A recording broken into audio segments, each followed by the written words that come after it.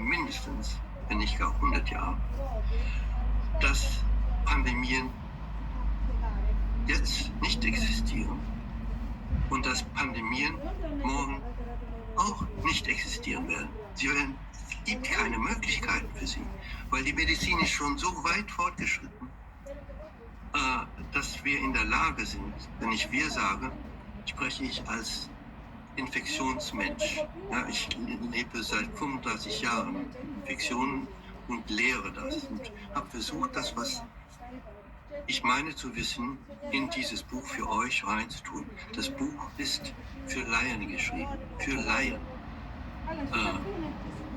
Und auch natürlich für meine Kolleginnen und Kollegen, die den Stoff vergessen haben, weil es so lange her gewesen ist oder weil sie es nie richtig gelernt haben. Es ist also wirklich ein Buch für jedermann. Und